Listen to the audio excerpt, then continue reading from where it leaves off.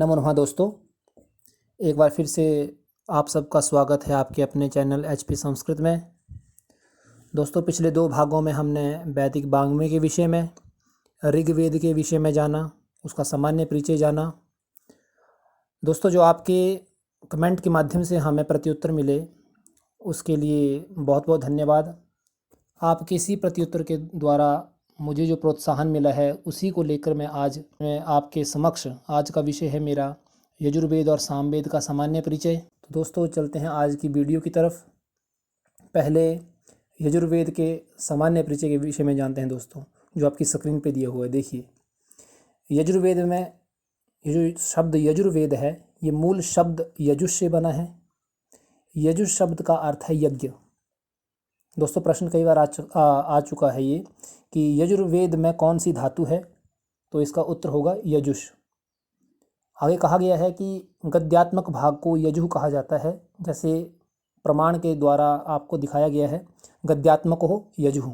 प्रश्न आता है गद्यात्मको रिक्त स्थान या गद्यात्मको कह, तो आपका उत्तर होगा यजु। यजुर्वेद यज्ञ कर्म के लिए उपयोगी ग्रंथ है। साथ ही इस वेद के लिए कहा जाता है अनियताक्षर वसानो यजुः, अर्थात जिन मंत्रों में पद्यों के तुल्य अक्षर संख्या निर्धारित नहीं होती है वे यजुष कहे जाते हैं, अर्थात ये उसे यजुर्वेद कहा जाता है।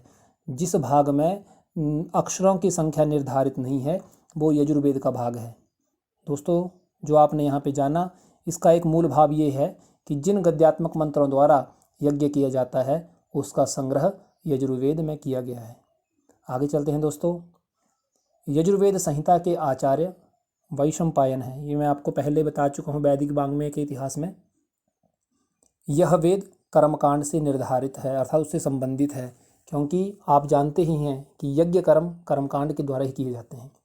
यजुर्वेद के 2 विभाग हैं, शुक्ल यजुर्वेद, कृष्ण यजुर्वेद। शुक्ल यजुर्वेद वाजसनेयी साहित्य के रूप में प्रसिद्ध है। शुक्ल यजुर्वेद में कुल 40 अध्याय हैं। इसके विषय में मैं आपको पूर्ण रूप से विस्तार से बताऊंगा। महर्षि पतंजलि ने महाभाष्य में यजुर्वेद की 100 शाखाएं बताई हैं, किंतु उनकी उपलब्धता कम है, और जो है वो कुछ इस प्रकार है दोस्तों, जो आपकी स्क्रीन पे है। पहले हम जानेंगे शुक्ल यजुर्वेद के विषय में। इसकी कुल 16 शाखाएँ बताई जाती हैं, किंतु संप्रति 2 शाखाएँ उपलब्ध हैं। वर्तमान में सिर्फ 2 शाखाएं प्राप्त होती हैं। कौन कौन सी हैं दोस्तों? माधुंदनी शाखा, जिसे वाजसनेयी के नाम से जाना जाता है। प्रश्न आता है दोस्तों कि माधुंदनी शाखा का दूसरा नाम क्या है, तो उत्तर होगा वाजसनेयी, और दूसरी शाखा है काणव शाखा। पहले जानते हैं माधुंदनी शाखा के विषय में। माधुंदनी शाखा के प्रमुख ऋषि याज्ञवल्क्य हैं। इस शाखा का सर्वाधिक प्रचार उत्तर भारत में है। शुक्ल यजुर्वेद की वाजसनेयी शाखा में कुल 40 अध्याय हैं और 1975 मंत्र हैं। दोस्तों, ये आंकड़े जो हैं ये ही प्रश्न के रूप में आते हैं, जैसे शुक्ल यजुर्वेद की वाजसनेयी शाखा में कुल कितने मंत्र हैं, तो इसका उत्तर होगा 1975। आगे चलते हैं दोस्तों। दूसरी शाखा है काणव शाखा। तो जैसा हमने पिछले भाग में देखा, पिछले पृष्ठ पे देखा कि माधुंदनी शाखा जो है उसका प्रचार प्रसार उत्तर भारत में है, तो उसी प्रकार काणव शाखा का सर्वाधिक प्रचार प्रसार महाराष्ट्र में है। जैसे माधुंदनी शाखा में 40 अध्याय थे, उसी प्रकार काणव संहिता में भी 40 अध्याय हैं। कुल 2086 मंत्र हैं और अनुवाकों की संख्या 328 है। ये हुआ दोस्तों शुक्ल यजुर्वेद के विषय में थोड़ी सी जानकारी, सामान्य परिचय। अब जानते हैं कृष्ण यजुर्वेद के विषय में। तो कृष्ण यजुर्वेद की वर्तमान में केवल 4 शाखाएं ही उपलब्ध होती हैं, जो किस प्रकार हैं? तैत्तिरीय, मैत्रायणी, काठक, काठक का दूसरा नाम कठ भी है, और चौथी है कपिष्ठल कठ। दोस्तों, प्रश्न कई बार आ चुका है कि तैत्तिरीय शाखा किस वेद से संबंधित है, तो आपको उत्तर होगा यजुर्वेद। और आगे पूछा होगा कौन से वेद से है, कृष्ण यजुर्वेद या शुक्ल यजुर्वेद, तो आपका उत्तर होगा कृष्ण यजुर्वेद। आगे चलते हैं, तैत्तिरीय शाखा के विषय में जानते हैं। दोस्तों, ये प्रश्न एचपी कमीशन में 2018 में आया था कि तैत्तिरीय शाखा में कुल कितने प्रपाठक हैं, तो इसका उत्तर होना था 44। आगे चलते हैं। इसमें कुल कांडों की संख्या 7 है, प्रपाठक जो हैं 44 हैं, और अनुवाकों की संख्या 631 है। ये तैत्तिरीय शाखा के विषय में है दोस्तों। अब जानते हैं मैत्रायणी शाखा के विषय में। इसमें कुल 4 कांड हैं, 54 प्रपाठक हैं और 3144 मंत्र हैं। आगे चलते हैं दोस्तों। तीसरे नंबर पर आई काठक संहिता, जिसे कट संहिता के विषय में भी जाना जाता है, इस नाम से भी जाना जाता है। इसमें कुल 5 खंड हैं, 40 स्थानक हैं, 843 अनुवाक हैं और 3028 इसमें मंत्र हैं। जो चौथी शाखा है कपिष्टल खट मित्रों, वो पूर्ण रूप से उपलब्ध नहीं है, अर्थात ये अपूर्ण है। इसमें 6 अष्टक ही उपलब्ध होते हैं और 40 अध्याय पर इसकी समाप्ति हो जाती है, अर्थात ये पूर्ण रूप से उपलब्ध नहीं है दोस्तों।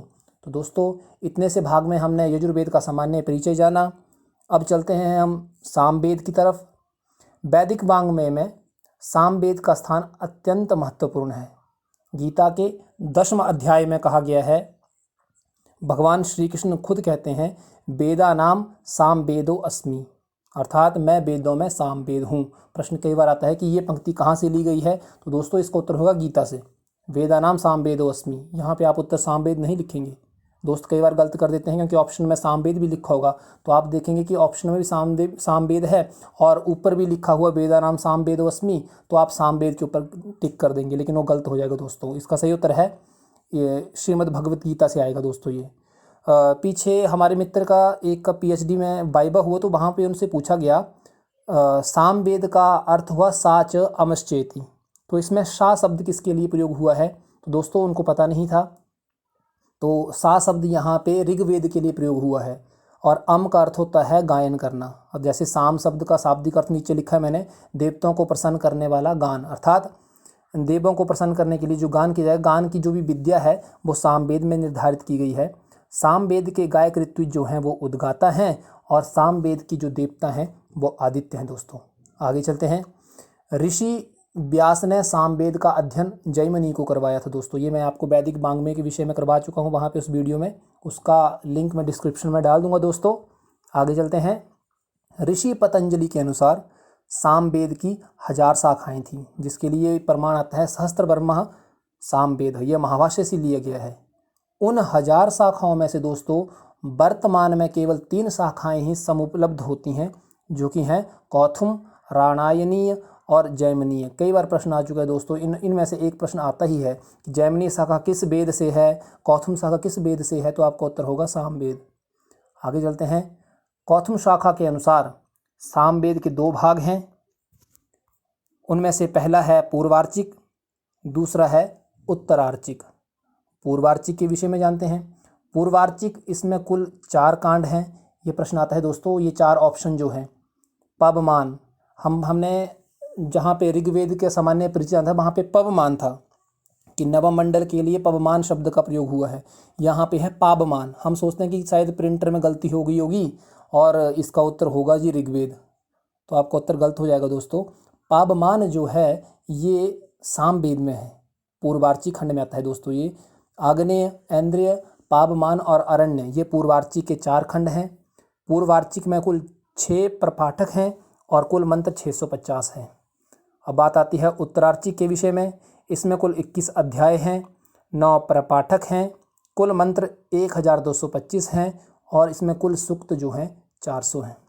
इस प्रकार पूर्वार्चिक और उत्तरार्चिक के मंत्रों को कुल योग जो है 1875 है। इनमें ऋग्वेद से आगत मंत्र अर्थात ऋग्वेद से लिए हुए मंत्र 1771 हैं और सामवेद के अपने मंत्र केवल 104 हैं। जब 1771 और 104 का योग करेंगे तो दोस्तों संख्या आएगी 1875। तो दोस्तों आज आपने यजुर्वेद के भी कुल मंत्र जाने जो कि 1975 थे और सामवेद के कुल मंत्र 1875 हैं। और पिछली वीडियो में आपने ऋग्वेद के जाने थे जहाँ पे 10,580 थे और अब बचे यजुर्वेद के, उसके विषय में हम अगली वीडियो में जानेंगे। तब तक के लिए नमो नमः।